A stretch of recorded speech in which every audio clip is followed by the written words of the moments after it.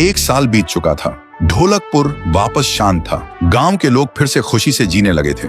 हर पूर्णिमा को लोग एक दिया जलाकर ठुन ठुन ठुन साहुर को याद करते थे। पर एक रात कुछ ऐसा हुआ जो फिर से सब कुछ बदल के रख दिया। लाशें फिर से मिलने लगी। हर 2 दिन बाद किसी न किसी के घर के सामने एक कटी हुई लाश पड़ी होती। गांव फिर से कांप उठा। एक दिन सब लोग महाराज के पास पहुंचते हैं और रो रो कर गांव की घटनाओं के बारे में बताते हैं। रात को महाराज 2 सेनापतियों से कहते हैं, जाओ और खोजो इस कांड के पीछे कौन है। लेकिन सुबह सिर्फ उनकी लाशें लौट कर आईं। एक का सिर था ही नहीं, दूसरे के पैर कट चुके थे।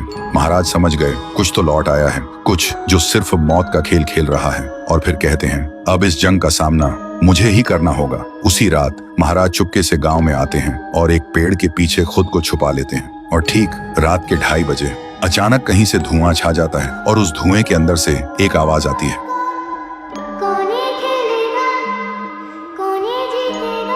और फिर धुएं के बीच से निकलती है एक गुड़िया, गोल आंखें, एक बेजान सी मुस्कान, लेकिन चेहरा मौत का पैगाम।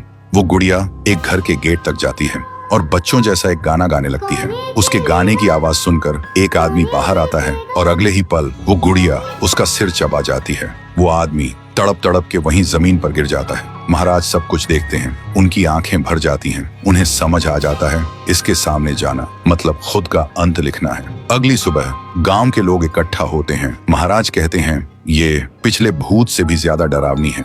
इसे सिर्फ वही हरा सकता है जो मौत को पहले ही हरा चुका है। और फिर एक पूर्णिमा की रात सब लोग दिया जलाकर पुकारते हैं, आप वापस आइए, आपके बिना ये गांव जिंदा तो है पर जीने जैसा नहीं। तभी एक आवाज गूंजती है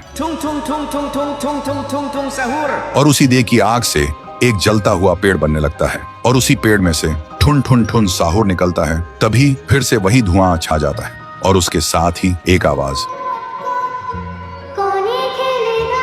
सब लोग घुटनों के बल गिर जाते हैं और कांपती आवाज में बोलते हैं, हमें बचाइए, वो आ गई है। ठुन ठुन ठुन साहुर एक जोरदार जंप करता है और सीधा उस धुएं में घुस जाता है और शुरू होती है एक आखिरी जंग। ठुन ठुन ठुन साहुर और गुड़िया की। जमीन कांपने लगती है, आसमान से बिजली गिरती है और जब धुआं हटता है तो दिखाई देता है गुड़िया बिखर चुकी थी। हाथ अलग, सिर अलग, पैर अलग। और तब से गांव में फिर से एक नई सुबह हुई। महाराज मुस्कुराए, गांव वाले जीने लगे और उस दिन के बाद ठुन ठुन ठुन साहुर सिर्फ एक भूत नहीं रहा, गांव का रक्षक बन गया। लेकिन उसी रात कुछ ऐसा हुआ जो किसी को भी पता नहीं चला। गुड़िया का सिर, हाथ, पैर अपने आप जुड़ने लगे थे और फिर वो वहां से चली गई। तो दोस्तों, अगर आप देखना चाहते हैं पीहू वर्सेस गुड़िया तो इस वीडियो को 1 लाख लाइक्स तक पहुंचा दो।